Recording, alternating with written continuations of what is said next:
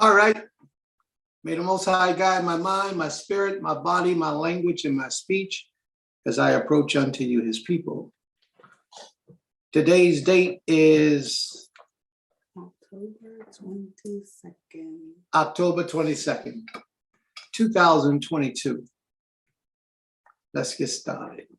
We're coming out of the book of Genesis, chapter 14, verse 1, and Genesis chapter 15, verse 1. Let's start with Genesis. Say it again. 15.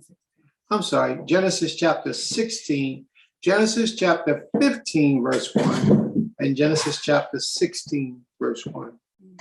That's where we're going to start today. Very, very intricate lessons here. Very intricate. How can I lead you into the depths of this conversation? When you speak about Moses, you hear it said quite often, and the word of the Most High came to Moses. Is that right? Okay. Let me pull up a scripture so I can confirm what I'm saying.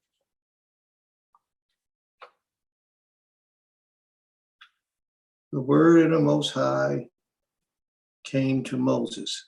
I'm trying to remember this, the way that it goes. And I think that I'm incorrect. I have it reversed. All right. Today you're going to find out a secret that I'm sure you didn't know. That's what makes it a secret. Not that it's a secret because it's hidden, but it's because you didn't know. And I don't see it. So yes, I got it correct. Okay, y'all ready? Mm-hmm. So we're going to share something with you that is unreleased to most of the world today. I mean, I released it many years ago, but we're going to release it again today. And I want you to carefully scrutinize the message that's about to come through on this lesson. It's going to be very important.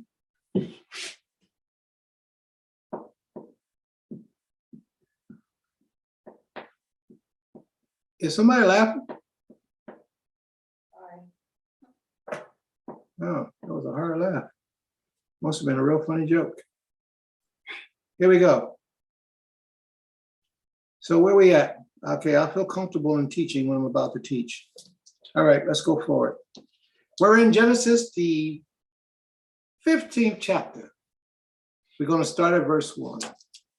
Do we have any readers? Would anybody like to volunteer to read? I'll read if you want. You'll read if I want? I'll read. All right, y'all ready? Let me know if y'all can hear her when she starts reading. Genesis, Bereshit, chapter 15, verse 1. After these things, the word of the Most High came unto Abram in a vision, saying, Fear not, Abram, I am thy shield. Thy reward shall be exceeding great. And Abram said, O Most High, our power, what wilt thou give me, seeing I go hence childless, and he that shall be possessor of my house is Eleazar of Damascus. Now stop for a second. I want to draw some attention to the very first verse. And I would like for you all to look at the first verse and tell me if you see anything that looks unfamiliar or very familiar to you about the first verse.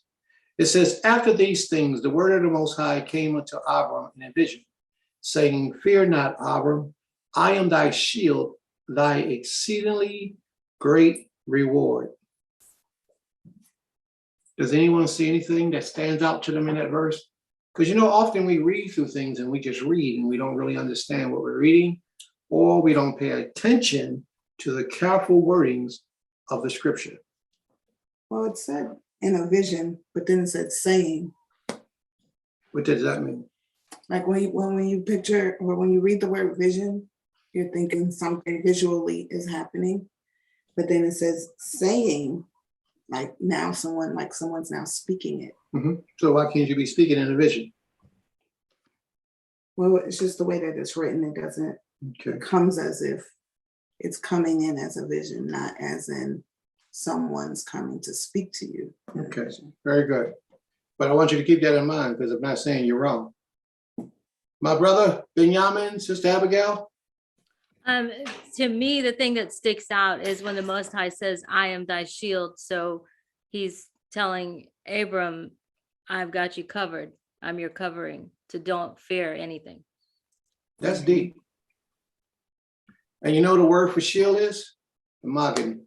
Magen, Magen, as in like Magen David. Magen David. Huh. Shield David. Yep, the word is Magen. And thy exceedingly great reward. So I'm not going to say that either of you are wrong. I'm going to say it's more so that both of you are correct. But there's something very powerful about this chapter. Since we're on it, I want to start off leading, letting you know what to look for as we read. Now, Prince created drop a jewel. Prince created drop a jewel. Mhm, All right, y'all ready? mhm. Now, as this video broadcast, people around the world will have the opportunity to hear this news. I taught this many years ago, but a lot of people never had the opportunity to learn it. And a lot of people that I taught it to probably forgot it, whatever, however it went, but here we go. The Most High had many different people that he dealt with throughout the existence of the Tanakh. Each one of those people dealt with a different servant of the Most High. Mhm. The prophets dealt with one servant. Moses dealt with a completely different servant. Okay? And then Abraham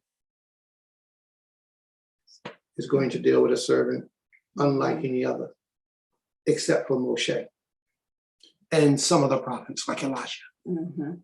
Okay? What is it that you see, Rick? You said, I see. What you see? That he says, and he that shall be possessor of my house is Eleazar of Damascus. Mhm. So he's saying that that person or that prophet or whatever is like in his house, and like his, I guess you could say like his I don't know, like an angel or a prophet, like someone who's there to bring messages and different things like that. A servant in a different way. Okay. That's just what I get from it. Well, after class, you could make that make sense to me, all right? Mhm. Break it down to me then. Okay. Because you're probably on to something, but you just can't put it together. So we'll see after class Okay. if all this stuff that comes out makes sense to you. All right, your screen looked like it's frozen. Okay, it's back now. I guess we just waiting for the delay to catch up to you in real life. It's almost there. It's frozen again. Okay, it's back. Let's get started. Y'all ready? Mhm. Yes. Now, what did Prince just say? My screen is right. No, I'm just kidding. What I said was that each one of the prophets of the Most High, the prophets, Abraham, Moses, Abraham, they all dealt with different servants of the Creator. No one has ever dealt with the Most High himself in his full magnitude. Mhm. The Most High sits on high and deals with the decisions of man or deals with the dealings of man, but he himself doesn't do anything. He has servants of his that have different levels and ranks that he deals with to deal with mankind. Okay? And how you can tell that sometimes it'll say things like this. After these things, the word of the Most High came unto Abraham. Mm. But you don't see where it says, and the word of the Most High said. Right. Here you see where the Came. word of the Most High came to Abraham. And someone. But if you look at the prophets, in the book of the prophets, it should say things like, in the word of the Most High said, Mhm. or different things of that nature. But you won't find that when it's dealing with Moshe.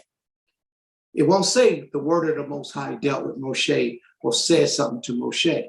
Okay, the Most High. Well, that's right. What it will say is Yohei said to Moshe, because Moshe dealt with a different servant of the Creator. So now somebody in the audience can do a background check and find out to confirm whatever it is that I'm saying, yes or right, yes or no, that it won't say that the word of the Most High came unto Moses. If you can find that, just bring it to my attention and let me know. And then we'll have to go to the Hebrew to make sure that that's what it says.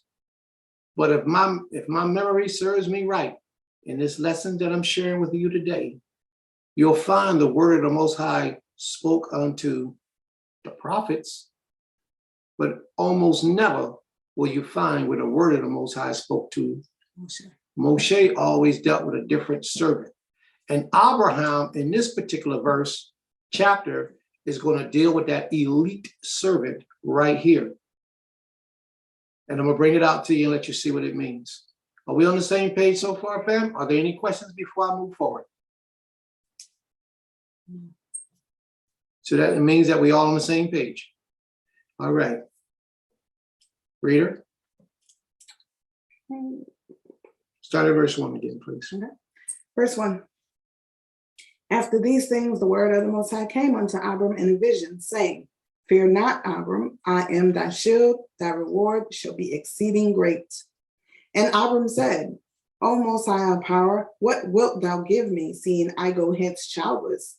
And he that shall be possessor of my house is Eleazar of Damascus. Now, Abram never said to the Most High, I want a child, or did he? Look how he worded his statement to the Creator. He said, what you going to give me, seeing that I go childless, and if anything happened to me, all my belongings would pass to somebody from Damascus, Eleazar. Okay. And I have no children of my own, but yet what would you give me, Creator? Instead of saying, Creator, I want a child, he worded it a different way, because our people in those days spoke differently than what we speak today. So he was really asking for a child, but he didn't put it in a way that we would recognize that that's what he's saying. But if you understand his language, you understand what he's saying. Read on, let's see what happens. And Abram said, Behold, to me thou hast given no seed, and lo, one born in my house is to be mine heir. And behold, the word of the Most High came unto him, saying, This man shall not be thine heir, but he that shall come forth out of thine own bowels shall be thine heir. And he brought him forth abroad and said, Look now toward heaven and count the stars. So I want to stop for a second. Abram said, Behold, to me thou hast not given any seed, and lo, one born in my house is my heir. How old was Abram at this time? Was he in his 90s? He was in his 70s. 70s? He was in his 70s, 80s, maybe, somewhere in that time frame. Because I believe he had Ishmael when he was in his 90s. But he was in his 70s or 80 years old. Now, I want to point this out because, especially for you sisters, nothing is impossible for the Most High to do. Sarah was 10 years younger than her husband. So if Abram was 75, that means Sarah was 65. Way beyond that of a woman to have a child. Don't never give up on the Most High. You sitting back talking about, well, I'm 40 years old. I ain't had a baby yet. And you get exhausted because you're praying to the Creator to have a child, but yet you're not getting pregnant. Do not ever, ever, ever think that the Most High is not strong enough to open your womb. Do not give up on your dreams. I don't care what nobody say to you. If that's your desire, you hold fast to that desire. Take it before the Most High and let it go. Don't mean you got to beat your husband over the head because ain't nothing happening. All it means is you lay it before the threshold of the Most High King and you let it go. He knows what's in your spirit, what's in your heart, what's in your mind. He knows what your desires are, just like he knew what Abram's desire was. You walk upright before this king with everything within you. But you don't let society tell you what you can and cannot desire from the Creator, because there is nothing that's out of his reach. Sarah gave up. Sarah didn't believe it. And she said, when the angel told Sarah, this time next year, you're going to have a child. Sarah said, boy, y'all must be laughing. Y'all must be playing. And she laughed because she knew she was too old to have a child. But the Most High said, no, you're not too old. There is nothing impossible for the Creator to do. And I know what some of y'all thinking, well, that was then, this is now. That ain't going to happen now. And that's why it's not happening. Because you got your mind convinced that it can't happen. Mm-hmm. You'd be surprised how powerful the mind is. The Most High can do anything. Anything. I don't care what you've been through, what you experienced.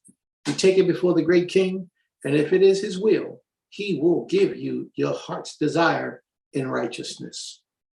Believe me, he will. Some of you say, well, I'm too old now. Sarah, if I'm not mistaken, was like 80, 85 years old when she had Ishmael.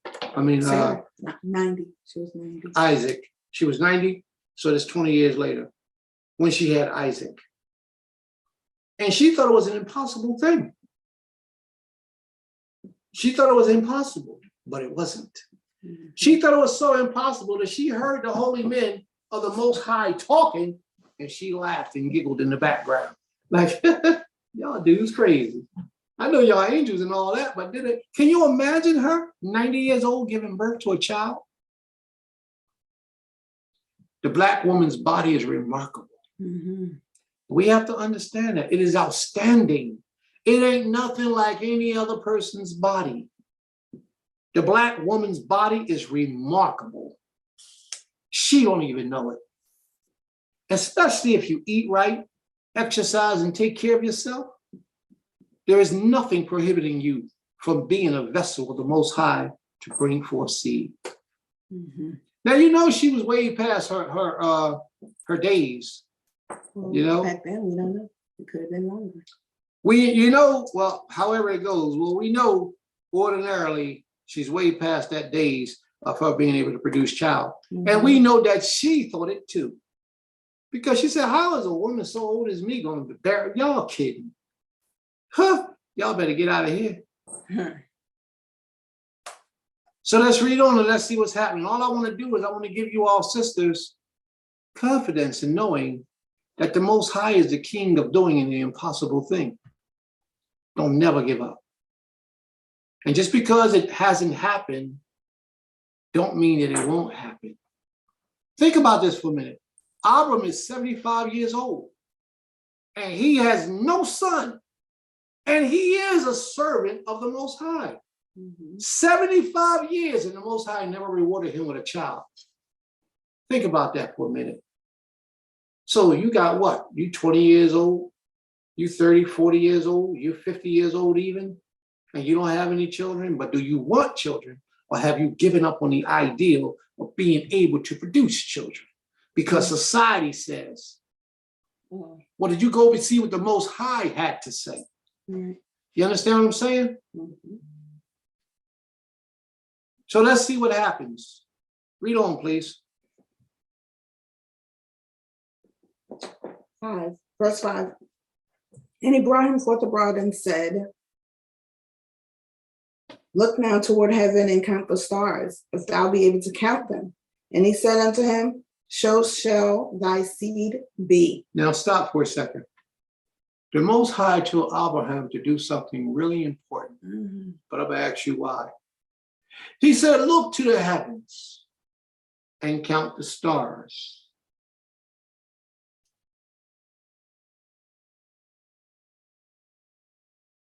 He says, if you can number the stars, then you've numbered the children that will come forward from your loins. Was it possible? To number the stars? Yes. No. So in essence, what the Most High was really saying to him was that you're going to have so many children come out of your loins that you can't even count them all. Abundance. Now, I want to bring the emphasis to his loins, because his loins is his inward parts, where his testicles that hold the semen that produces the children. We discussed this the other day.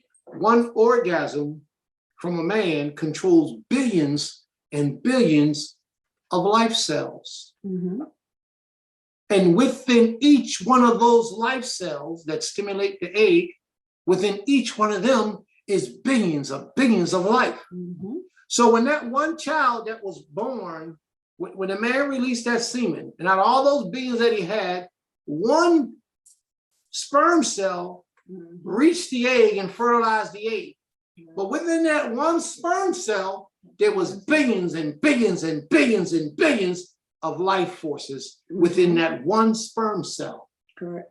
Therefore, when that sperm cell fertilized that egg and produced a man child, that man child, the billions and billions of life forces that was within that sperm cell, it went into that egg and it transferred from him into that egg.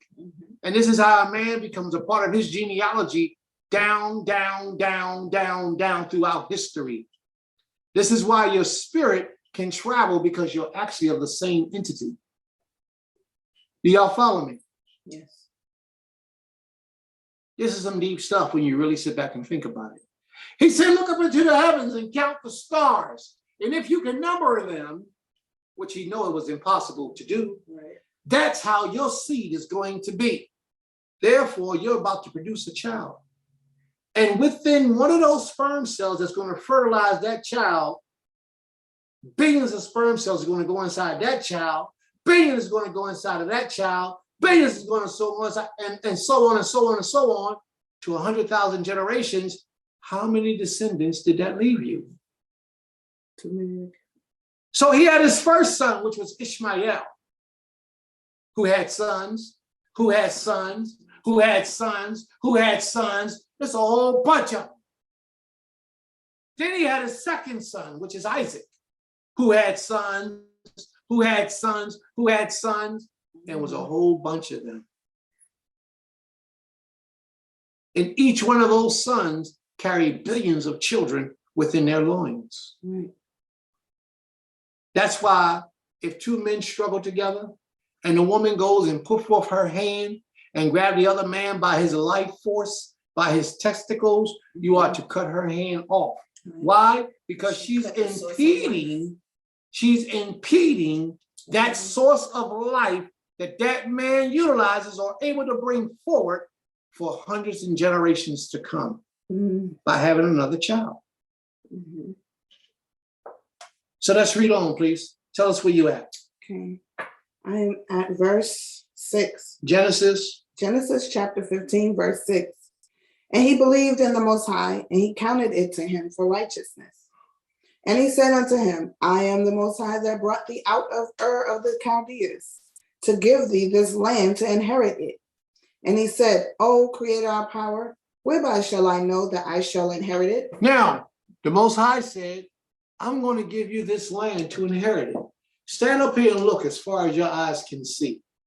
Forth, north, south, east, and west. He took him on a high place. And he looked, and he could just see all the way around. He said, look as far as your eyes can see. All this land, your descendants shall inherit. Abram says to the Most High, well, how do I know? Because what's happening right now is that the Most High and Abram are about to enter into a covenant. And the covenant is about to be sealed. Let's read it and let's see. Okay. Verse 9. And he said unto him, take me a heifer of 3 years old, and a she-goat of 3 years old, and a ram of 3 years old, and a turtle dove, and a young pigeon. And he took him all these, and divided them in the midst, and laid each half over against the other. But the birds divided he not. And the birds of the prey came down upon the carcasses, and Abram drove them away. So that means, that lets us know that they were out there for a period of time. Because it's the smell of these dead animals that attract the birds of prey. Read on. Yeah, the vultures and scavenger birds, like the chickens and stuff. Go ahead. Verse I had to 12. put it out there with y'all eating that unclean chicken. Go ahead. Verse 12. Mhm. And the sun was going And it came down, to pass. which shows that he had been out there all day Mhm. protecting the sacrifice, the offerings that he gave to the Creator. Stop for a second. Don't move too fast. Abram was out there all day from morning till evening, protecting the sacrifices that he gave to the Most High from the vultures or anything else coming to eat them, to drag them off. Yes. Have you made any sacrifices to the Creator in your life? And if you did, what have you done to protect that sacrifice so that vultures Mm. or birds of prey or people of prey don't take you off your path and cause you to not be able to keep your covenant with this king? Mm. Think about it, fam. Think about it for a second.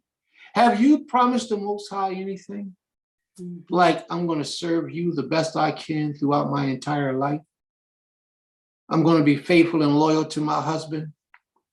I'm going to be faithful and loyal to the mission that you have given me. You know, have you done this with the Most High King? Mhm. Because if you have, if you ever made an agreement and a covenant with the Creator, believe me, those vultures are coming. Mhm. The vultures are coming because the vultures can hear. Just like the vultures in the air can smell the dead, the vulture spirit that's within mankind can sense when somebody's trying to change their lives and walk in the direction of the Creator. Mhm. And they come. And what they do, like a vulture, they swoop around, they look, they come, and then they home in on you, and then they come down and try to get you. Come on, girl, you don't mean that. Come on now, we can do this. And sometimes the vultures are female vultures Mhm. coming to get the females. Sometimes the female vultures might come to get the males. Vulture is a vulture, and they don't discriminate. Anything dead, they will eat. And in your dead state of mind, you're trying to come alive by serving the Creator, changing your life, changing your behavior, but the vultures can smell you. And they don't want to see it happen. How many times did you have a friend in your life say, you know what, you ain't like you used to be. Mhm. I'm not enjoying you no more. You're boring. You don't party no more with us. You don't smoke the tweed. You don't drink the liquor. You're not no fun no more. And then they try to convince you that you need to change your life so you can become more fun for them, thereby taking you further and further away from experiencing the glories and the blessings of the Creator because you have put on a struggle. Well, Abraham was out there all day fighting off the birds of prey Mhm. because he understood it. Why do you think they call women chicks? Birds. Because they're birds. Yo, you fine chick. They birds. Mhm. And some of them are birds of prey. Yes. It's just the spirit that drives them. Mhm. Not all women, but some of them are birds of prey. They can't stand to have anything righteousness in their company. Mhm. And some vultures aren't aggressive. Like, when you hear the word, Yeah, they you won't think of a come. certain way, I think a certain energy that comes. But vultures come in all different shades. Some vultures would be sizes. pleasant, calm, cool, collective, but their agenda is to seek to destroy, to devour, so that they can be filled. Mhm. All right, let's get back. We got that portion of the subliminal messages that the Father left on record for us to receive, those vultures. But Abraham sacrificed his entire day to fight off. That's how serious his covenant was that he was making with the Creator. Mhm. That he's fighting for us, that his descendants will inherit that land. Mhm. And to the day, that land belongs to the descendants of Abraham, not the European man that's over there right now. Mm. But it's more than just that little land, the little land of Jerusalem or Israel. It's longer than that. It goes all the way up to from Lebanon all the way down to Foot, right outside of Egypt. Mhm. That's how big our inheritance is. But a lot of people don't know that. Right. A lot of people think it's just the land of Israel, but all of that is the land of Israel. All of it belongs to us. Read on, please. Genesis chapter 15, verse 12. And it came to pass that when the sun was going down, a deep sleep fell upon Abram. Now, think about this for a second. He was out there all day fighting off these animals. Vultures don't sleep in the nighttime. He had to fight no more. The Creator allowed a deep sleep to come upon him. Mhm. He took him in a trance state of mind, Mhm. an alternate reality so that he can speak with him. And watch what happens while he was asleep. And lo, a dread, even a great darkness, fell upon him. A dread, a great darkness. Do you know what that dread and great darkness was? Heavy. He saw the future. Hmm. He saw what will be taking place in our lifetime today. He saw slavery. He saw all the captivities of the descendants of him, all of his seed. He saw all of that. And that was the great dread that fell upon him. Hmm. That's some heavy, sad, dreadful news. To be able to see your children not even know who they are Right. and where they come from, think that they're Gentiles, serve a power that ain't even a power. Mhm. JC, Buddha, Allah, whatever you want to call it. You serving that deity in ignorance and you turning your back on the Most High. Mhm. That hurt Abram to his heart, to his soul. It hurt and it penetrated deeply. But watch what takes place. A great dread fell upon him when he went to sleep. The Most High showed him the future, Mhm. what would happen to his descendants. Well, what do you mean, Prince? How do you know? Let's let the scriptures talk and see what it says. Verse 13. And he said unto Abram, Know of a surety that thy seed that shall. thy seed. So who was he dreaming about? He was dreaming about his seed. Mhm. That's correct. He was dreaming about his seed. And what happened to the seed of Abraham? That thy seed shall be a stranger in a land that is not That theirs. they shall go into captivity. What was his dream about? Slavery. Slavery. For who? Us. His children. His children to come. Because Isaac didn't go into slavery. Mhm. Yisrael didn't go into slavery. Or Mhm. Jacob, he didn't go to slavery. Mhm. Neither did his sons Right. until much, much, much later. Mhm. So he had a dream then about what was going to take place in the future, all the way up until today. I promise you. Mhm. And it was scary to him. Yeah, because he couldn't do nothing about it. But the Most High is saying that they're going to go into slavery. And what's going to happen? And so know of a Start surety. 13, yeah. Mhm. And he said unto Abram, know of a surety that thy seed shall be a stranger in a land that is not theirs, and shall serve them, and they shall afflict them 400 years. And also that nation whom they shall serve will I judge, and afterward shall they come out with great substance. Shall they come out with great substance? Go ahead. 15. But thou shalt go to thy fathers in peace. Thou shalt be buried in a good old age. And in the 4th generation, they shall come back hither. For the iniquity of the Amorite is not yet full. Now, the father, y'all know who the Amorites were, right? The Amorites was the nation who jumped us from the back, but it had not happened yet. Mhm. The iniquity in the Amorites came when we left Egypt. Mhm. That's when they did their iniquity. And the Most High put that curse on them. But we didn't go into Egypt yet dealing with Abram. So what iniquity is he talking about? He's talking about a prophetic iniquity that he's saying is going to take place against his people. It was so gruesome of an iniquity that he brought it forward in Abraham's mind years before it even happened. Right. The iniquity of the Amorites. But he says, in the 4th generation, they shall come hither again. Mhm. Back to where? Back to that land. Mhm. Read on, please.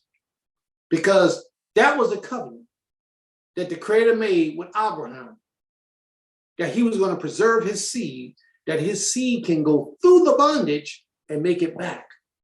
Mhm. I believe it's Jeremiah 33. Let me go grab it real quick. Y'all stay right there for a minute. I believe it's Jeremiah. Let me get it. 33. Y'all gonna love this one. Jeremiah 33 and 24. All right, this is what it says. Moreover, the word of the Creator came to Jeremiah. Y'all see what I said? The word of the Most High came to Jeremiah. You won't see that dealing with Moshe? At least I don't believe you do. Saying, consider thou not what this people have spoken, saying, the two families which the Creator has chosen, he has even cast them off. Thus they have despised my people, and they shall be no more a nation before them. They're saying that the children of Israel, the two families that the Most High has chosen, has been cast off.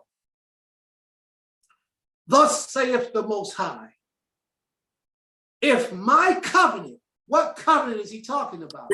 The covenant that we're reading about right now. That's the covenant that the Father's talking about. Thus saith the Most High, if my covenant be not with the day, and my covenant be not with the night, and if I have not appointed the ordinance of the heavens and the earth. Did he do all those things? Yes, he did. Okay. Then will I cast away the seed of Jacob and my servant, so that I will not take any of his seed to be rulers over the seed of Abraham. What covenant? The covenant he made with Abraham. Abraham, Yitzchak, and Yisrael. For I will cause their captivity to what? To return and have mercy on them. What covenant is he talking about? He's talking about the covenant that we're reading about today. That he said that we're going to go through all those captivities, but in the end, we're going to return right back to that land that he promised to our forefather, Abraham. At that time, his name was Abram. Does anybody else have a different version of this, like the King James Version? I like the way the King James Version reads. Anybody got the King James Version? Nobody got the King James Version, or they're just not seeing nothing. For Jeremiah? Yeah, for Jeremiah 33. Do you have that? I have Jeremiah, you said 30 or 33? 33, start at verse 25. It is so powerful. In the King James, I like the way he says it. That's why watch what King James said. 33 and 25. Thus saith the Most High, if my covenant be not with day and night, and if I have not appointed the ordinances of heaven and earth, then I will cast away the seed of Jacob and David my servant, so that I will not take any of his seed to be rulers over the seed of Abraham, Isaac, and Jacob, for I will cause their captivity to return and have mercy on them. All right, this is what I want you to read. Hold that spot, right? Yep. Go back up to verse 20. Thus saith the Most High, if ye can break my covenant of the day and my covenant of the night, and that there should not be day and night in their season, then may also my covenant be broken with David my servant, and that he should not have a son to reign upon his throne, and with the Levites the priests my ministers. As the host of keep Go going. ahead. 22. Go ahead. As the host of heaven cannot be numbered, neither the sand of the sea measured, so will I multiply the seed of David my servant and the Levites that minister unto me. So that means that the servant of David is going to always be there. All right, there's one more that I'm looking for. Let me see if I can find it.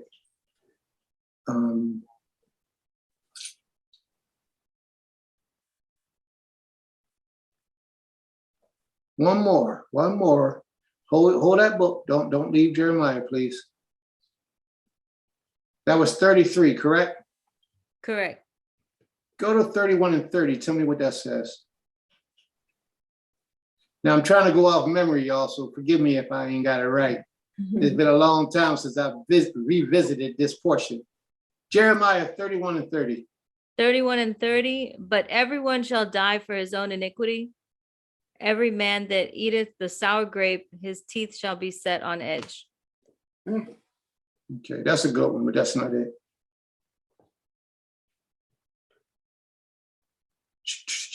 I hate moments like this when I can't remember what I'm looking for. Well, we read some good ones. We did read some good ones. Talking about that covenant and how long.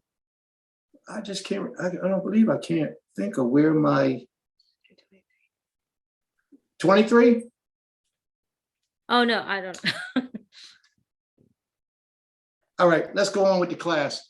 And then I'm going to find what I'm looking for. Ordinances.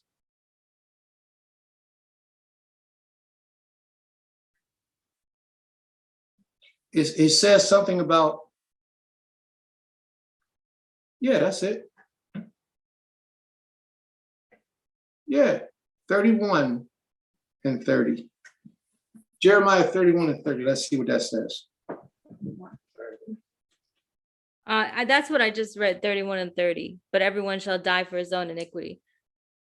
31 and 23. No, sis, keep reading. Okay. 31 and 31. Behold, the days come, saith the Most High. So wait a minute, just 1 second. I got to make sure, because if you just read 31 and 30, and I told you to go there, right? Yeah. So I wasn't wrong. Yay. Feel better. All right, go ahead, sis. 31, 31. 31, 31. Behold, the days come, saith the Most High, that I will make a new covenant with the house of Israel and with the house of Judah. A new covenant. Now, a lot of people take that and think that the Most High is talking about the New Testament. But the New Testament is not a covenant. And we're going to read what that covenant is right here in the scriptures. So we don't have to add to it or take away. We're going to see exactly what the Father's talking about. Read on. 32. Not according to the covenant that I made with their fathers in the day that I took them by the hand to bring them out of the land of Egypt, which my covenant they broke. Although I was a husband unto them, saith the Most High. But this shall be the covenant that I will make with the house of Israel after those days, saith the Most High. But this is the covenant that he's getting ready to tell us what that covenant is, right? So he ain't talking about somebody else going to come years later and give you a covenant. He's saying he get ready to tell you right now what that covenant is. So let's see what he says. I will put my law in their inward parts and write in their hearts. Law in their inward parts, and I will write in their hearts, in their minds. Go ahead, sis. And will be their Elohim, and they shall be my people. And I will be their Elohim, and they shall be my people. Now, what do we see happening right now in the earth right now? More and more people are waking up every day that they are the people of the Most High. A lot of them are waking up still trapped in idolatry, but they're waking up even though. And that's the extreme part. That's the first part of the process. First, you got to wake them up, then you bring them closer to your truth. When we first wake up, we wake up with that Christian twist to us. But eventually that's going to leave us because we got to get back. Our soul is crying for the pureness of this king. Read on, sis, please. 34. And they shall teach no more every man his neighbor, and every man his brother, saying, Know the Most High, for they shall all know me, from the least of them unto the greatest of them, saith the Most High. And that's the covenant that he made with us. And that covenant is being fulfilled today. We ain't even really got to do the work no more. People on the streets are doing the work for us. All we got to do is be positioned so when they come, we can feed them. Read on, please. I will forgive their iniquity, and I will remember their sin no more. Well, Prince, what that got to do with what you was talking about? Keep reading, sis, and let's see. 35. Thus saith the Most High, which giveth the sun for a light by day, and the ordinances of the moon, and the stars for a light by night, which divideth the sea when the waves thereof roar. The Most High of hosts is his name. Now watch this. What's that? What did he say? He gives a covenant for the moon, the stars, and the seas. If these ordinances, I'm getting excited. Go ahead, sis. Read, sis. 36. If those ordinances depart from before me, saith the Most High, then the seed of Israel also shall cease from being a nation before me forever. Now stop right there. Stop right there. We're reading about Abraham and his children going into captivity. And then after they go through the captivity, they're going to return back to the land. But we just got finished reading where the people said that the people was cut off. The Most High's people that was chosen was cut off. Now let's go back here and the Most High saying, if the ordinances that are before me, saith the Most High, if you could stop the ordinances that I gave, the sun to shine by day and the moon to shine by night, If you can stop that, then I'll stop the seed of Israel from being a nation before me. That's what he said. And he's going to reconfirm it and back it up in verse 37. Read on, sis. 37. Thus saith the Most High, if heaven above can be measured and the foundations of the earth searched out beneath, I will also cast off all the seed of Israel for all that they have done, saith the Most High. So can that happen? Mhm. You can't count all those stars in the heaven, and nor the sands of the sea. And the depths of the oceans can't be measured in totality. Right. So he will never, therefore, he will never cut off the nation of Israel, us, our people, from existing before him. Ever. That was his covenant to us. Mhm. But he gave that covenant to our forefather Abraham. And ever since then, he has been living and fulfilling that covenant. For those people who didn't make it back to class is missing a good lesson. Where they at? Read on, please. 38. Behold, the days come, saith the Most High, that the city shall be built to the Most High from the tower of Hananiel unto the gate of the corner. And the measuring line shall yet go forth over against it upon the hill Gareb, and shall compass about to Goath. All right, that's it. Okay. Let's go. Thank you, sis, for reading. Appreciate that very much. No problem. Let's go back to Genesis chapter 15. What was we at in 15? We are. Boy, this is getting exciting. Boy, when I hear good news like that, it fills me with enthusiasm to know that the Most High cares that much that he would never cut us off from being a people before him. Mhm. That means no matter what you do, you might not make it, but the children of Israel are going to make it. Mhm. So it's best that you try to include yourself in that small minority by living to be the very best that you can possibly be this time around. Okay. Read on, please. Where we at? Genesis chapter 15, verse 16. And in the fourth generation, No, I don't remember all this. I'll read 15 I remember again. 14. Go ahead. Start from 14, please. Genesis chapter 15, verse 14. And also that nation whom they shall serve will I judge, and afterward shall they come out with great substance. Shall they come out with great substance? So the Father's not trying to take us back poor and broke. Mhm. Or weak. Yeah. He's not going to, and this is what I try to explain to a lot of people that go and leave and go back to the land and go to Africa and all that stuff. When we go back to the land, we're not going back to be slaves. Mhm. They're slaves right now, every one of them. Ben Ami, the rest of the brothers. I appreciate the efforts that they've made.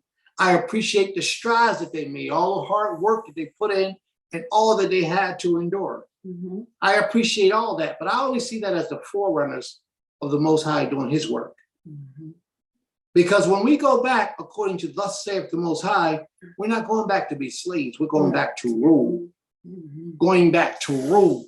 So yeah, a minority of our people are there right now, still in the land, been there over 50-something years. May the Most High be praised for that. Mhm. It's a blessing. But when the Most High take us back, we're going back to be And we're gonna get the best. the ruling ship in the land of Israel once again. Read on, please. Okay. Genesis chapter 15, verse 15. But thou shalt go to thy fathers in peace. Thou shalt be buried in a good old age. So, Abram, you're going to pass away, but you're going to pass away in a good old age, and you're going to pass away in peace. Mhm. I pray that that be my type of end. And when I was told I was going to pass away at 120, I hope that's correct. And I hope I'm as healthy and as strong as I am now, because I'm like, right now. I pray that I'm like that, 120. So I got how many more years? Like 70, 80 years ago? 88 years? Yeah, something like that. 66. 88 something years. Look at Mhm. this hater over here. Y'all hear this hater? Talking about 66 years, Yeah, like she I'm got 50 something. 64. I'm 39 3/4. My mind is going to be stay 39 3/4 for the rest of the days. And that's a good thing. 39 3/4. You are what you think. And that'll help you reach the 120. You are what you think. Mhm. So I'm going to keep thinking that that's where I'm at. And nobody can tell me anything different. 39-3. I was out the other day. We was playing basketball. Me and how old was Yahoo? And I kicked his butt. It's like, I'm just messing. But just to be able to go and run, like we did play like 4 games, one-on-one, me and him, and he's 11. And I was able to swing. Yeah, all right, so let me get back to the class. I want y'all to know though, for real, you're only gonna be as old as you think in your mind. And although people that are 60, 70, and 80 years old can be that age, they don't have to be that age mentally and physically. Your body will match your mental. And if you see yourself, you 40 years old now, you start thinking like you're old, your body gonna start breaking down because your mind controls the faculties of your body. And I'm not gonna let that happen to me. I'm gonna stay young as long as I can be young. Somebody got a raised hand? Brother Benjamin, Sister Abigail? That was me. I just want to say that that's so true that you're as old as you feel, because my father is 85 years old and he still goes to the gym 5 days a week. He works on a boat. He works on a car. You would think he was 50 years old. See what I'm talking about? Yep. That's that good blood. He keeps his mind strong. And that's the key to survival in this life. Keep your mind strong and stay actively fit. And you're going to be good. Society tells you, oh man, when you turn 40, you start feeling pains you ain't never felt. I didn't get no pains. Why? The pains I have now, the pains I had all my life, they will come and visit me every once in a while.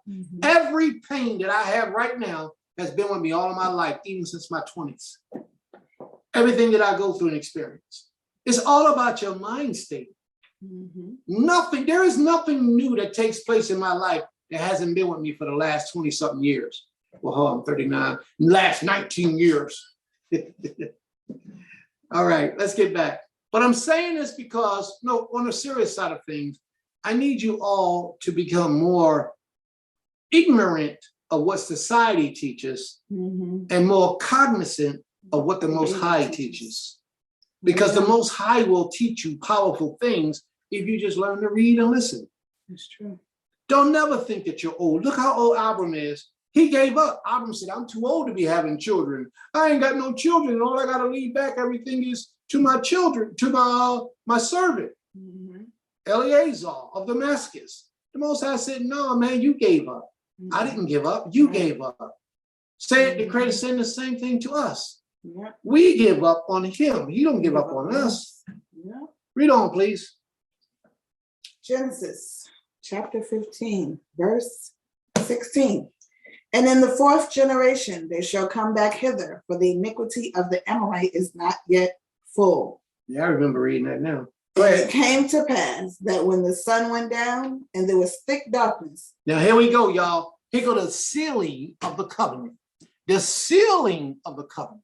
The covenant was sealed at this point. Read on. Behold, a smoking furnace and a flaming torch that passed between these pieces. In that day, the Most High made a covenant with Abram, saying, unto thy seed have I given this land, from the river of Egypt, from Mitzrayim, unto the great river, the river Euphrates. Now, that's from Foot to Lebanon. All right. Now, what he says that's most important is that it came to pass when the sun went down and it was dark, that a fire from heaven came and walked in between each one of those offerings. And what that fire was doing was sealing the covenant between Abraham and the Most High. That fire was a messenger or a servant of the Most High King. You will see that fire comes throughout history when the Most High is dealing with those who he called his elect of his people. Like, for example, Moses. When the Most High talked to Moses, see, the dealing with Moses even tell you a little bit. Exodus, the 3rd chapter, it tells you a little bit about that fire. It says that the angel of the Most High appeared in a burning bush as a fire.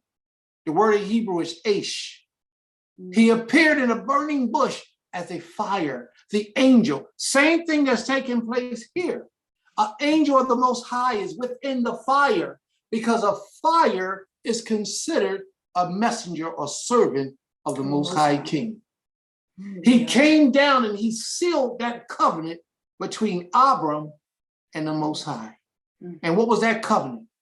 That we will return back to the land in one day. Right? Okay. Read on, please. I'm beginning again at 18.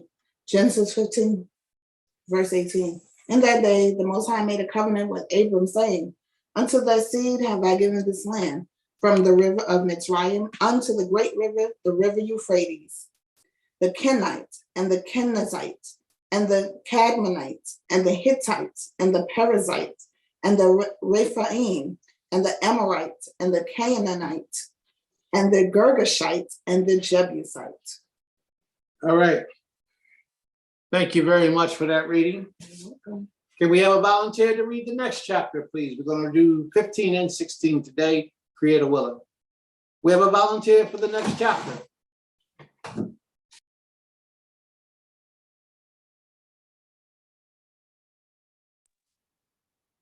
No volunteers? All right. If y'all feel like y'all want to jump in, just jump in. Now Sarai, Abram's wife, bare him no children, and she had a handmaiden, an Egyptian, whose name was Hagar. This is going to be a very interesting chapter, y'all. You're going to read. If you want. You just got finished reading. I know. All these people in this room, we got 700 people in the room. Why can't somebody else read? It's all right. They don't want to read, they ain't got to read. Okay. Lazy. And Sarai said unto Abram, behold now, the Most High has restrained me from bearing. What did she say? Restrain her. She said the Most High stopped her from bearing. She's an old woman. She thinks that the days of having a child is past her. So she did what any righteous woman would want to do and cause her husband to have seed. So she is about to do what a lot of women today cannot do. What is that? Gives their husband the opportunity to have children. That's a very good way to put it. But what she did was she put her husband's needs First. before her own. Don't think that they never had these conversations. They did. Most women today, what about me? I mean, if I can't, then what's going to happen? Sarai didn't think like that. Sarai said, if I can't, then I'm going to get you another one who can. Extremely important. Most women don't take that into consideration. They think if they can't do it themselves, it's a wrap. The ball game is over. They don't think, well, let me go get you another wife or a handmaiden and let me allow you to have child. Watch how Sarah said. Sarai says, have a child bought for me through her. Let you have a child for me through her. Let her give birth to that child on my knee. So that could give Sarai the feeling as if she's actually bearing that child. But you got to be careful who you pick. Because a lot of women that you see that appears to be one way turn out to be a different way when you give them a little bit of power and authority. And that's what happened here with Hagar. Hagar got beside herself when she had a child, when she did for Abram what his wife, his first wife, could not do. That made her stand up in her pride and her arrogance now. She no longer was subjected to Sarah because what? She started feeling equal or better than Sarah. Better than Sarai. she had one up on her. But she shouldn't have done that. She should have remained humble. But it was all destiny. It was all prophetic. You know why? Because it was Sarai's ideal, not the Creator's. Big difference. The Most High told her, I'm going to give you a child. The Most High told Abram, I'm going to give you a child. Sarai took it upon herself to say, well, you know what? I mean, I respect what she did. It was an honorable thing that she did. She did what a lot of women today could never do. Be humble enough to say, husband, here, go into this woman and produce seed. A lot of women, they say, well, if I ain't having none, and I ain't had none in all these years, then you could just forget it. You're going to be not having none too. That's what happens. But let's see what happens. Let's read on. Where we at? Yeah, verse 2. And Sarai said unto Abram, behold, now the Most High has restrained me from bearing. I pray thee, go in unto my handmaiden. And watch what she says. It may be that I may obtain children by her, that I may obtain children by her. So she understood that the child biologically wouldn't be hers, but spiritually, physically, emotionally, it will be her child. She had the opportunity to raise that child up. What does the scripture say about a slave who has a child in your household? That child belongs to you, the master. Not the mother, not the father, but the master.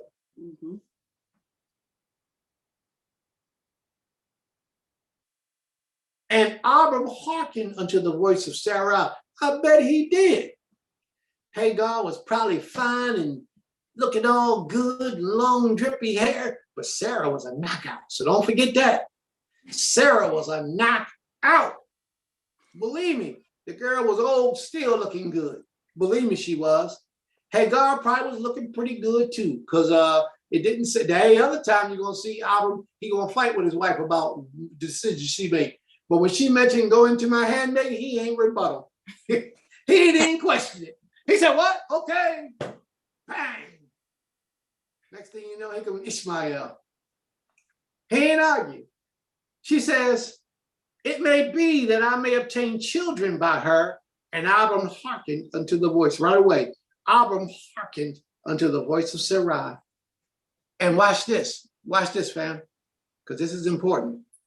And Sarai, Abram's wife, took Hagar, her maid, the Egyptians, after Abram had dwelt 10 years in the land of Canaan, and gave her to her husband, Abram, to be his concubine, to be his estranged assailant, to be his side piece. No, to be his wife. Why is it that all these righteous men of the Most High has more than one wife? Moses had more than one wife. Abram had more than one wife. Abraham had more than one wife. I don't know about how many wives Elijah had. He might didn't have none. I don't know. Ezekiel and all them, I don't know about their wives. Jeremiah was told he couldn't have none. So I don't know. But I know that these men had more than one wife, and all of them was the apple of the Most High's eye. If polygyny was so wrong, why all these righteous men that we're reading about today have multiple wives or multiple nashim? That's something for us to think about and consider. Because they teach us that polygyny is wrong. It's unlawful, unrighteous. And it's not. It's a very good purpose. And Sarai demonstrated the purpose of polygyny in a Hebrew man's marriage or life today. And he went in unto Hagar. This just crossed my mind. So I want to speak on it. It's a little bit off the subject, but not much. 4 years ago, I met an Israelite man who was boasting about having 3 wives at the time. He was boasting about having 3 wives. And I just wondered today, how many wives he got now, and how many of those wives was his original nashim? Because Israelite men who practice polygyny run through women like it ain't nothing to it. And that gives polygyny a bad name.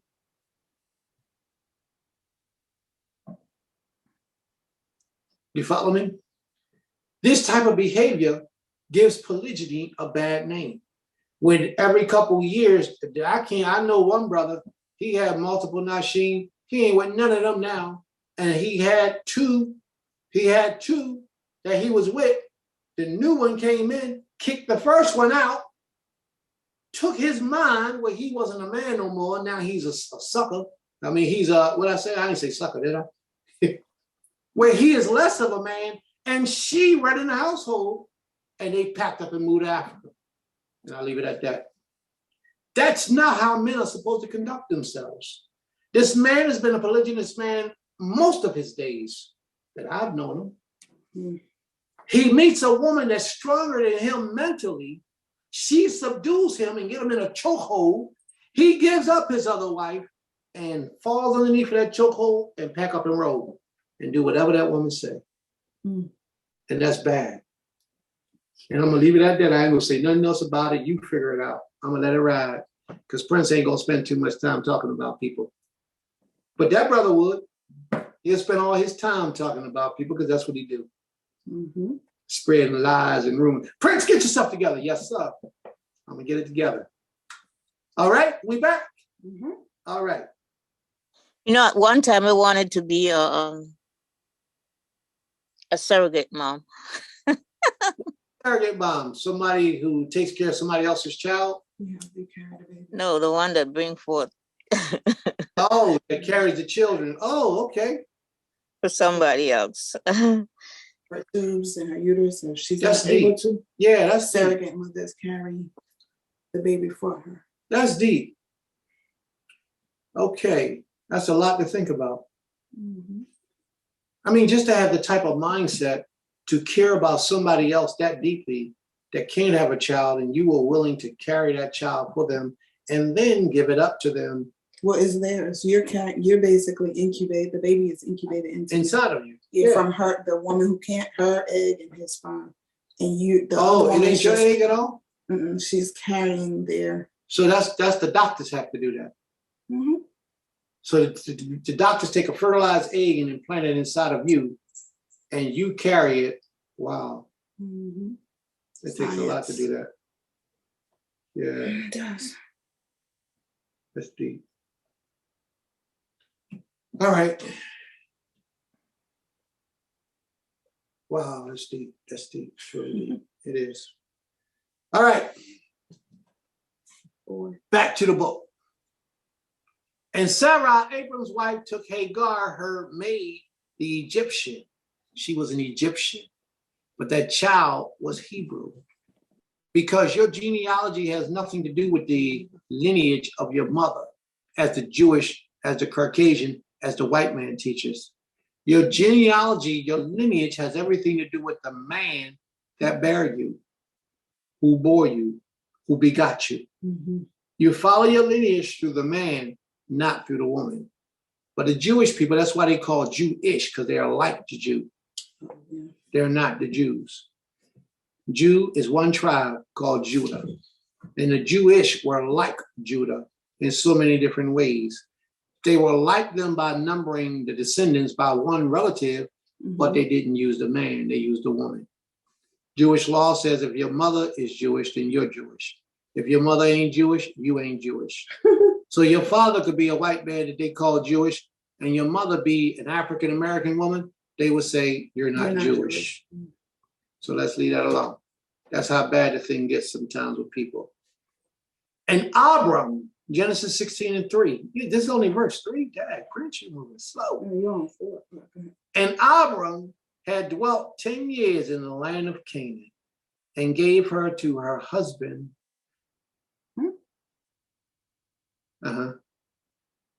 Abram to be his wife. She gave her handmaiden to her husband so that his mission in life could be fulfilled, or his desire in life could be fulfilled. And that is so that he can have a child. She gave up. She said, I'm too old now. I know I can't do it. So let me give you this young buck over here. And that's what she did. She offered the younger woman to her husband, thinking that the younger woman is not past her days of fertility, so she can possibly have a child. He's like 75, 80 years old now. The wonderful thing about that is this. You look how a man can be 80, 90 years old and still produce seed in the earth. A woman has a time limit. She gets to be about 50, and after that, she's done. Usually. I know some who had them even after 50. But usually in today's society, 50 is usually the cutoff for a woman, or a little prior. But 50 is usually that cutoff. Eventually, usually at the least by the age of 60. She's not having no more children after the age of 60. But a man can go all the way up to the day he dies and still produce seed. He could be 90, 95 years old. Oh, Ishi, what was that? How old was that man on that video that we was watching? I don't know which one of y'all it was, but that old man was watching this video on paternity court, and the man's daughter was saying, "My father's too old to have a child." Which one of y'all was it? Me. And what was that fraternity issue about? How old was that man? Do you remember? I think he was in his 70s. Yeah, 75 or 80 years old. And his daughter, which was in the 30s or 40s, was saying to the young girl, and the girl was in her 20s, "My father too old to produce a child. That ain't my father's child." Man, they did the paternity test. That was that baby. That was that man's baby. Because a man can do it, where a woman, she gets at a certain age, it's over for her. This is why it's important that a man can have more than one wife.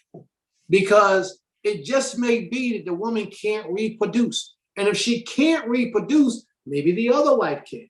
And if that wife can't, maybe the other wife can.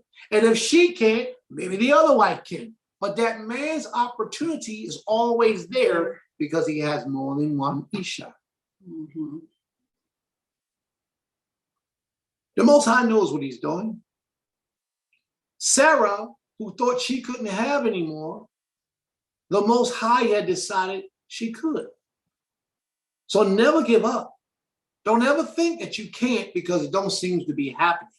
It's going to happen when the Most High time comes for it to happen. When he determines it's time is when it's going to happen. So a lot of people go out and get fertility drugs. And I know there's one girl who she couldn't get pregnant. She went out and got started doing magic on herself, reading those kind of books. And it was telling her about putting certain kind of eggs up in her vagina, and the eggs would make her pregnant. Yeah, it had her drinking her urine. She would drink her urine a certain time of the day, drink her urine, and that would make her pregnant. She just came with some crazy stuff that people in society was teaching her to try to get herself fertilized so she can bring forth a child. And I think she went to a doctor and got artificially inseminated and brought forth a child because she had a baby that didn't look nothing like the dude that she said was the baby father. Brothers, look, brothers, I'm gonna tell you, brothers, a little bit off the subject, but a little bit not, it's right in the subject, but listen, I'm gonna tell you, I don't care who your wife is. I don't care how cool y'all are. I don't care how good you trust her and believe in her. She could be faithful to the utmost. I'm not saying that your wife is doing anything wrong. But what I'm saying is, if you get any woman pregnant, make sure you get a paternity test. Because a paternity test removes all doubt. This woman got a baby, claimed to be this man's baby, and this guy that had little arms. This guy had little arms. She was that desperate. No, she was. He had little arms like that. Or was it one little arm? I don't even remember. But I know he had little arms. And she wanted a child so bad, she ended up having a child. But I don't think that was that man's child. But who am I to say? I don't know. I don't know whose child it was.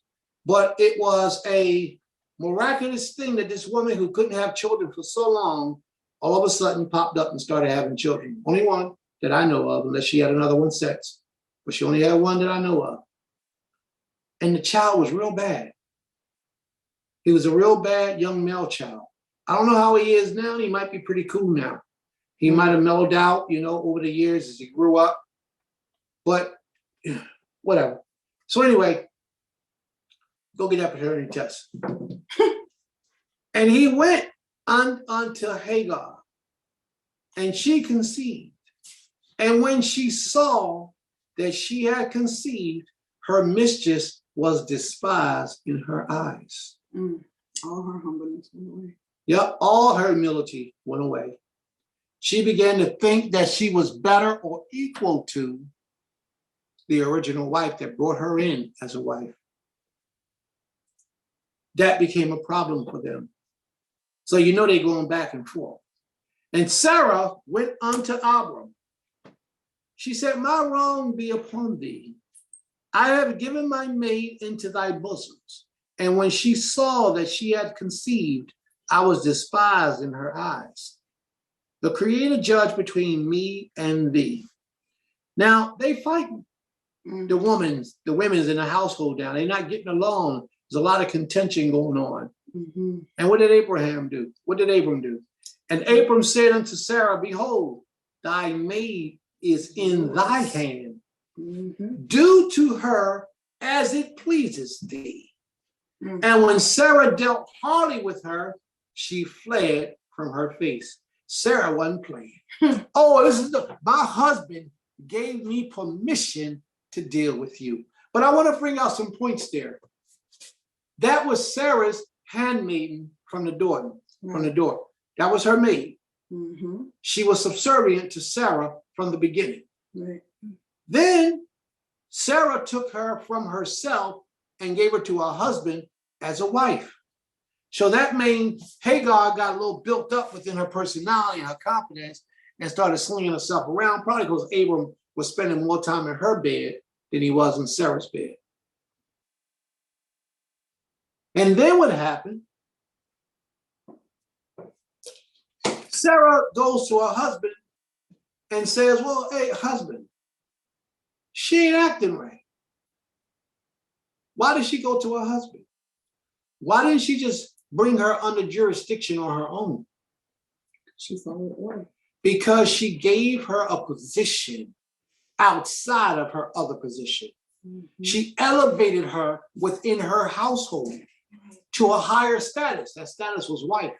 Mhm. So therefore, she felt like, well, really, I can't tell her what to do because we about equal in so many ways.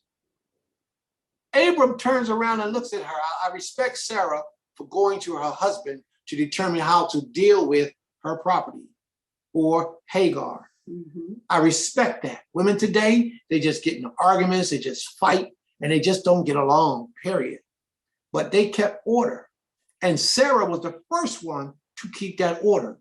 She says, I'm having a problem with my handmaid or your wife. So I'm going to bring it to your attention. How should I handle this? He said, do what you see fit. And that's what she did. She went back and got tough with her. And when she got tough with her, Hagar couldn't take it. Mhm. And it was probably the reality of truth. Sarah probably was saying, yo, I brought you in here to serve one purpose. Mhm. And you did that purpose. Thank you. Now give me my child. Oh, no, this is my child. Oh, no, this is my, no, this is my. And they probably going back and forth and arguing over who's going to do what, who responsibility. How come he ain't coming to her no more to lay with her? Because she did her job. She did her job. That was the purpose for her being there. Mhm. And they're probably going back and forth. And then Hagar runs away. And he said, Hagar, Sarah's maid. Okay, I'm on verse 7. She fled from her face, and the angel of the Most High found her by the fountain of water in the wilderness. The Muslims call that the waters of Zamzam. Mhm. She found her in the fountain of water in the wilderness by the fountain of the way to Shur.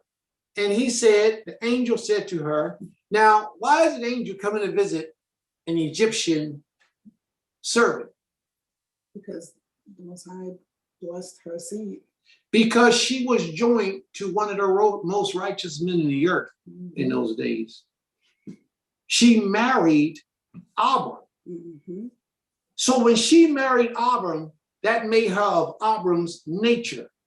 His spirit overshadowed her. Mhm. Therefore, the Creator had an obligation to her, unlike he had to her prior in his life. Then not only did she marry him, but she had a child. She was now impregnated by him, which means she carried a special seed within her loins. Mhm. All of this pertains to the reason why that angel went out to visit her. And then the angel going to tell us some things. And he's going to set the record straight. Watch what happens. And he said unto Hagar, Sarah the handmaid, whence comest thou?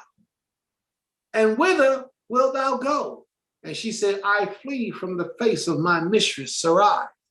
And the angel of the Most High said unto her, return to thy mistress and do what? Submit. And submit thyself under her hands. Why? Because Sarah was of that special seed. She herself was Abram's wife. And when another woman comes in and you give her an opportunity in your household, she should respect that. She should honor that. But she didn't. She became bold and arrogant and extremely disrespectful. He said, go back and submit thyself under her hand. And the angel of the Most High said unto her, I will take care of you. Well, the Most High will bless you, but I will multiply thy seed exceedingly. Why can he speak in the first person? Because he's not the Most High. He's speaking as a representative of the Creator. He says, I will multiply thy seed exceedingly, that it shall not be numbered for multitude. Isn't that the same thing that was told to Abraham? Okay. The woman don't have a seed, but that thing inside of her loin is the seed of Abraham.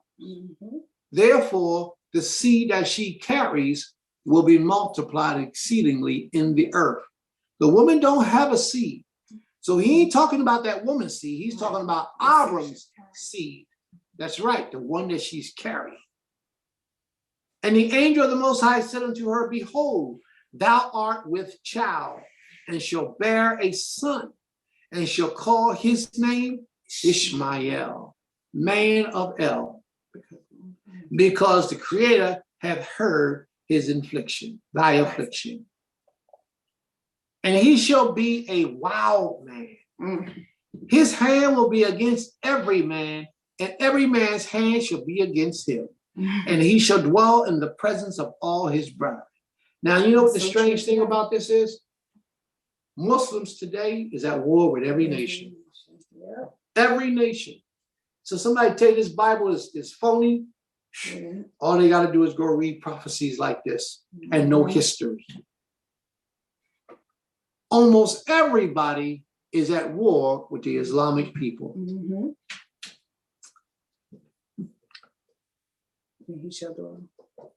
And she called the name of the Most High that spake unto her. Now, what she say? She called the name of the Most High that spake unto her.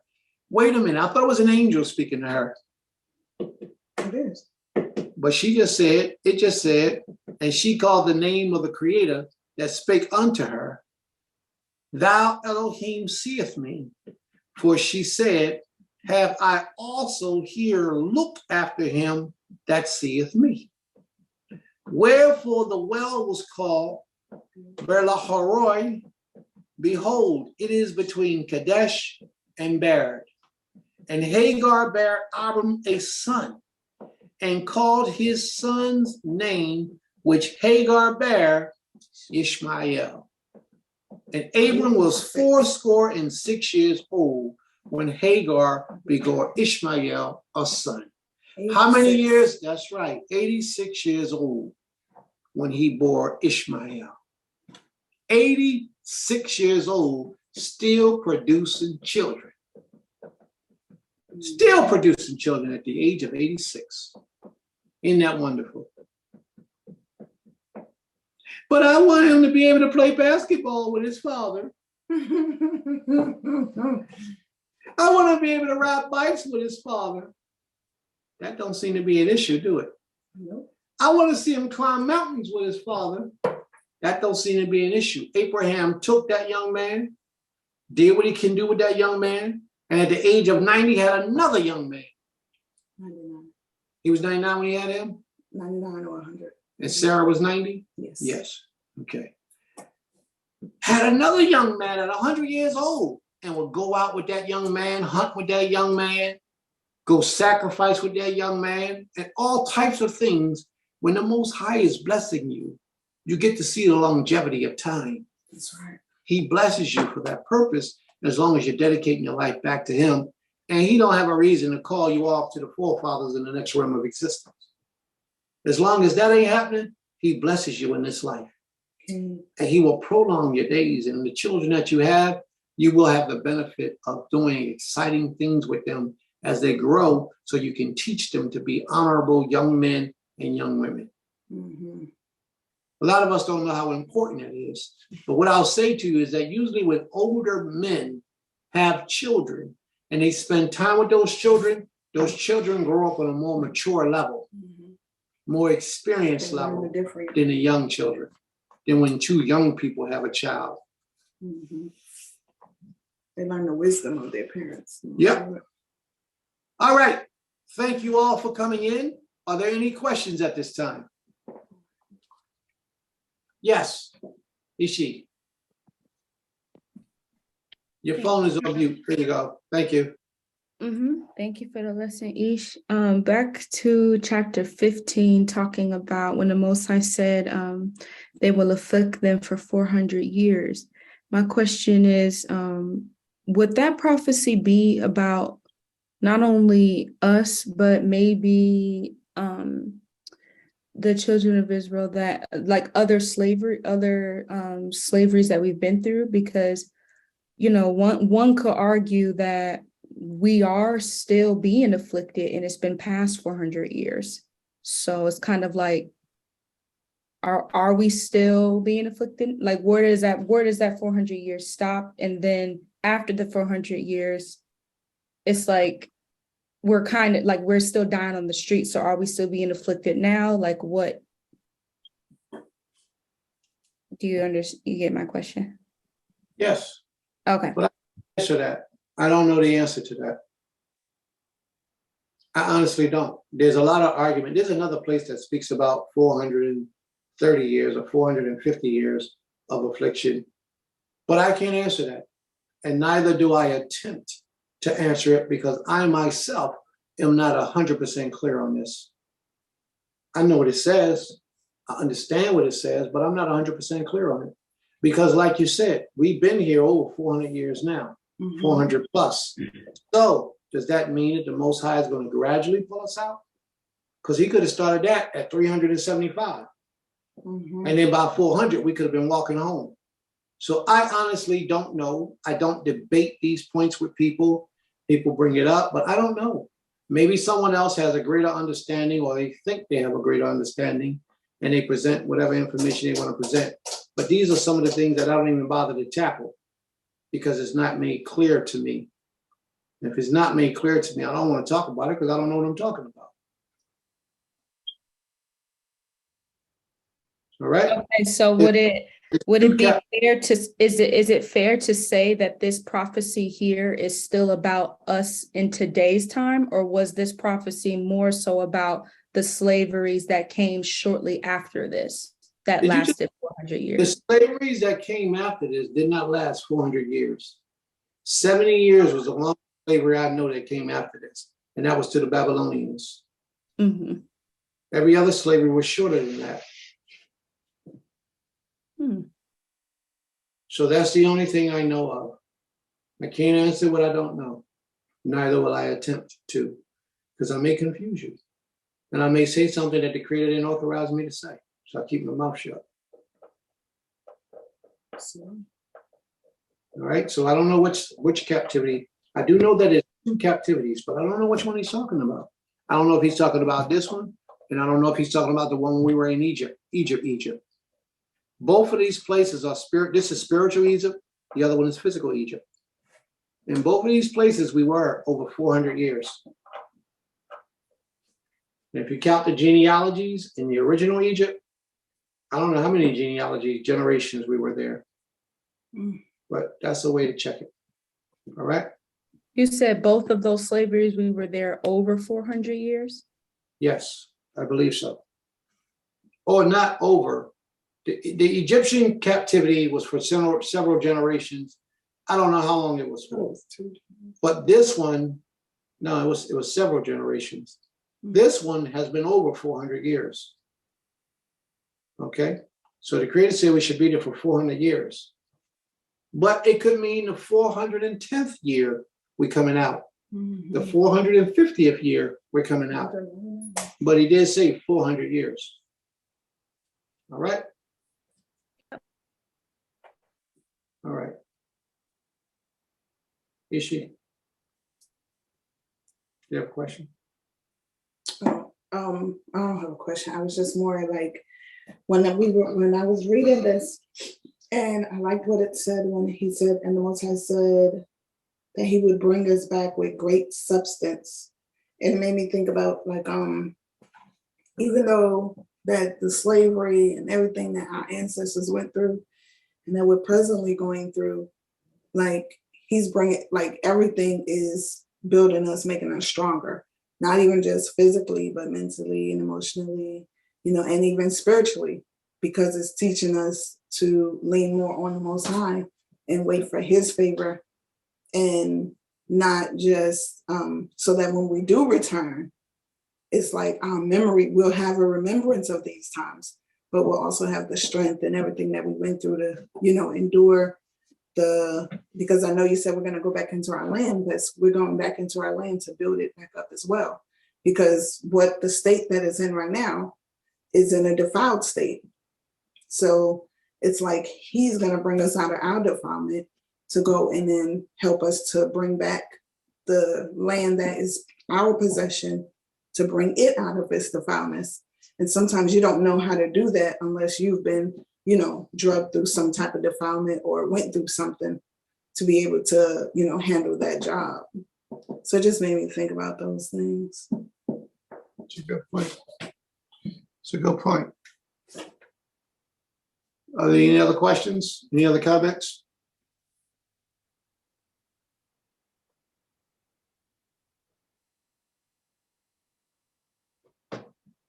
Any other questions? Any other comments? Brother Corey, This phone is still connected. he's in. Corey, could you introduce yourself to the family?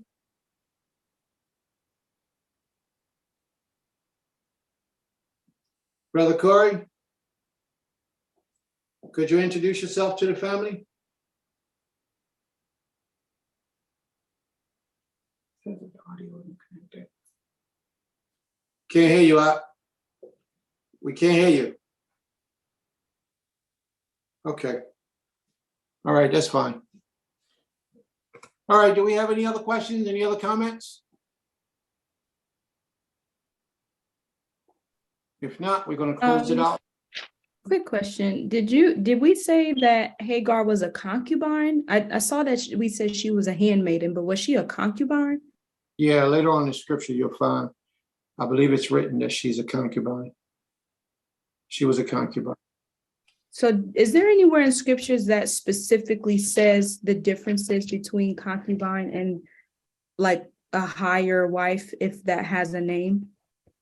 No. There's nowhere in scriptures that I know of that spells out the difference.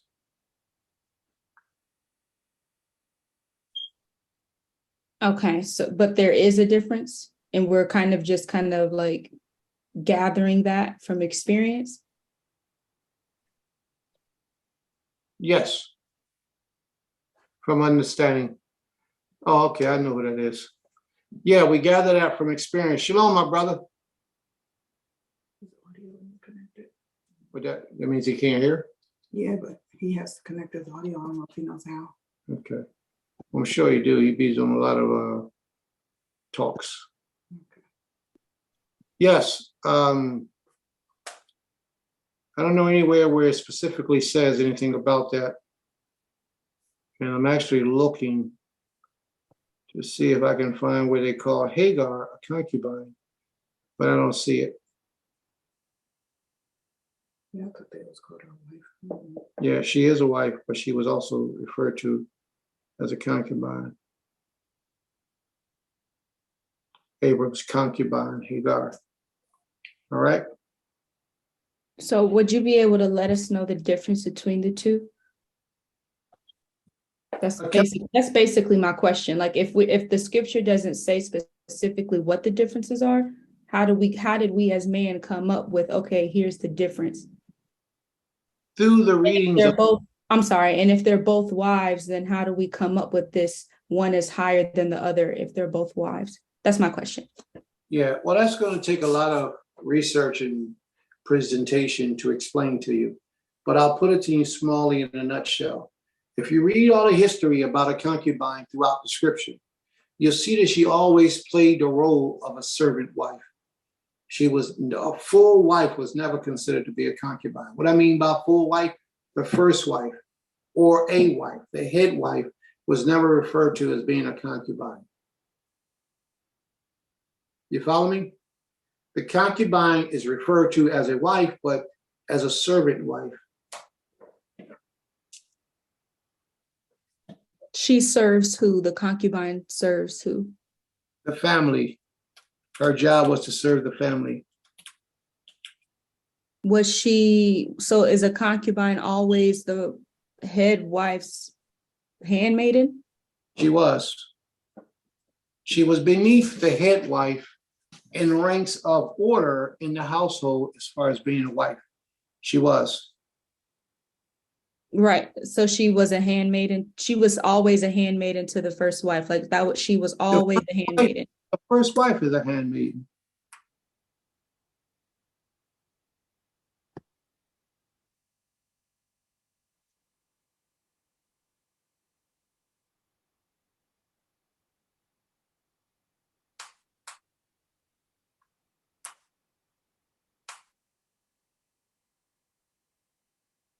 See, here it says about, I believe this is about Solomon.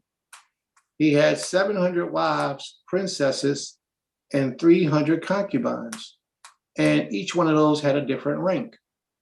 Even though they were a wife, some of them were concubines or princesses.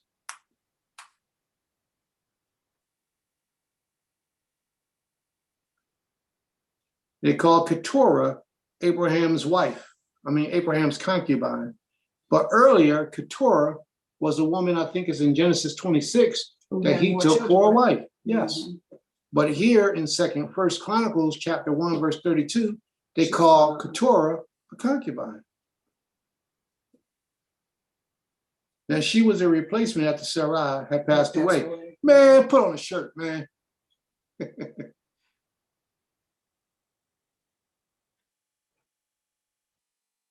Mhm.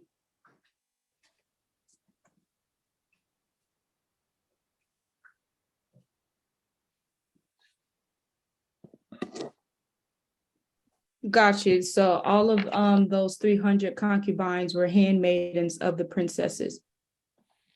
Is that what, or were they just simply servants of the entire family? The concubines are servants of the entire family. That's what concubines do. They might have superiority over the children. This is my own mind speaking right now, because I have to look through scriptures to find examples of different things. But a concubine held the status of a wife, but she was a servant wife to a lesser degree. She didn't have authority in the household when it came to final decisions.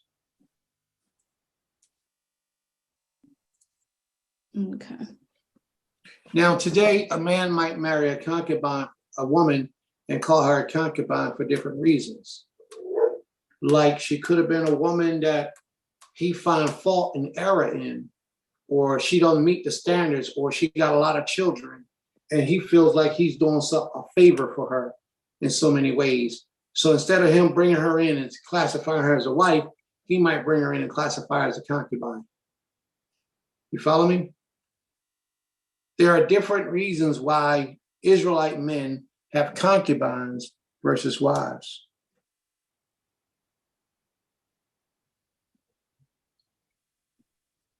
You mean versus a full wife, because a concubine is a wife. Concubine versus wives. Yeah, a concubine is still a wife, meaning that she's that man's protection. She's that man's responsibility.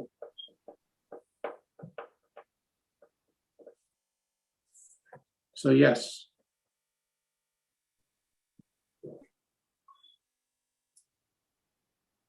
Now, a lot of people teach that a concubine cannot be a Hebrew woman, but that's not true either. Yeah, that's not true either.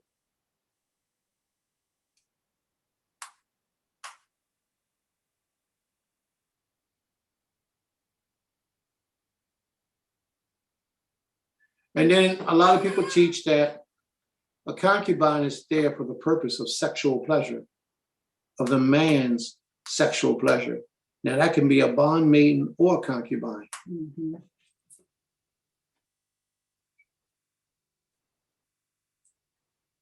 So there's so many different. It's I think part of it is a lot of times we as a nation gets confused because truly it's the man of that head of household who determines how the order of his wives are, or what, you know, what roles are played in his household versus a generalized understanding of, you know, wife, concubine, handmaiden, bondmaid, bond servant. You know what I mean? It's like, because everybody has an opinion of what it should be, then people put their opinions on different households. But every man, as he sees fit, determines how the order goes, or if there's an order at all. Because some men I've heard speak on it, say, I don't say first wife, second wife, because I don't want competition, and every wife is on the same level. Some don't, based off of how they want their house ran. Mhm. Let's turn to Judges, the 19th chapter, first verse. And Ishi, can you read that, please? Judges 19:1. Yeah, Judges 19:1.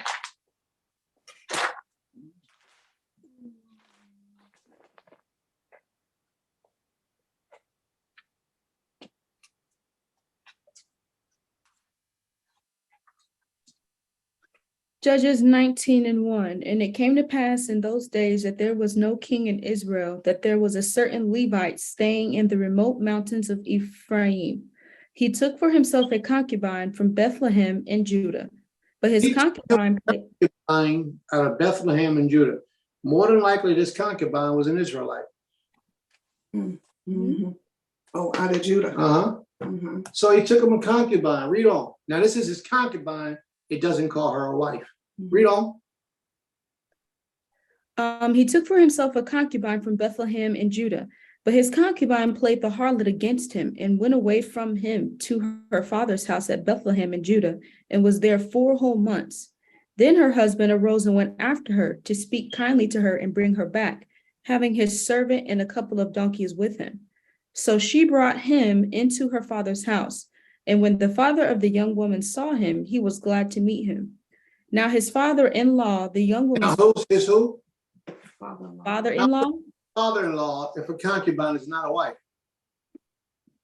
because the concubine is a wife. She is a wife. Read on.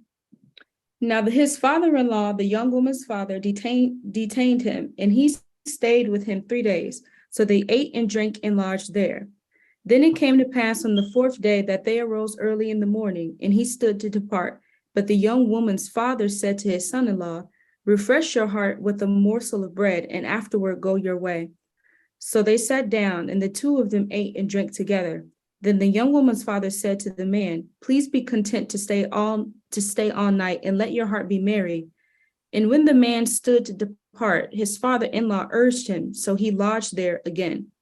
Then he arose early in the morning on the 5th day to depart. But the young woman's father said, please refresh your heart. So they delayed until afternoon, and both of them ate. Now, stop for a second. Mm. I need you to carefully pay attention to the next couple of verses we're about to read. Carefully. Read on, please.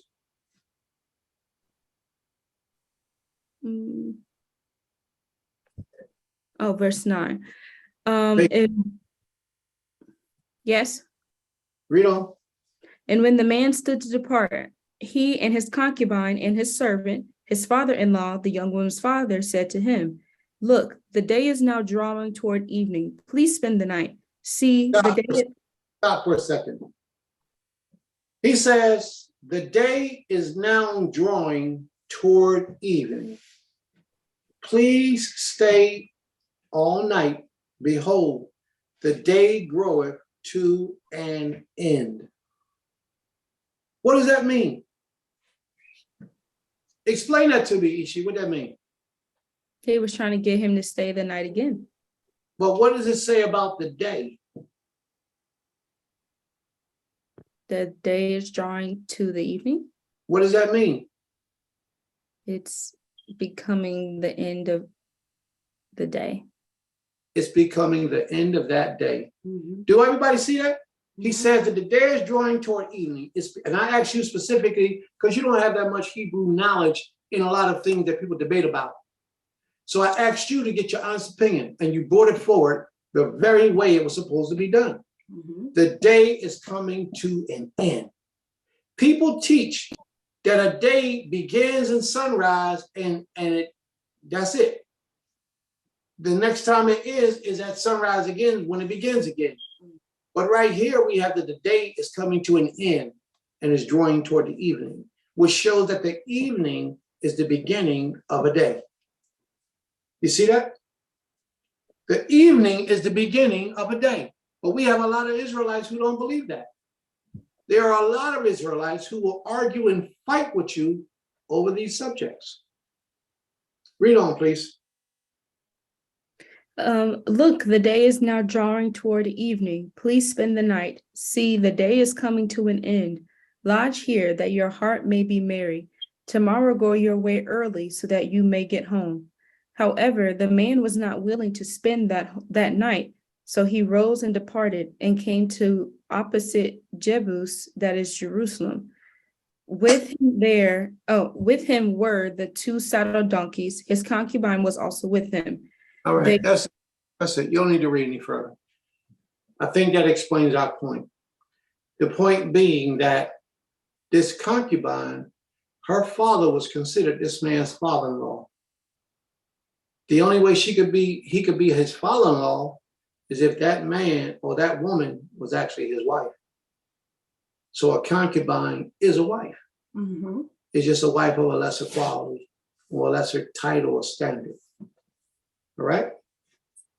So if you ever want to read the rest of that story, it's a very interesting story, very interesting chapter. And you get to learn a lot about the history of the nation of Israel. Are there any other questions? Any other concerns? Any other comments? Anyone? I wanted to. Yes. I guess we can wait till we pause the recording. Any other questions, comments, or concerns? All right. May the Most High be praised. Sister Abigail, could you stop the recording, please?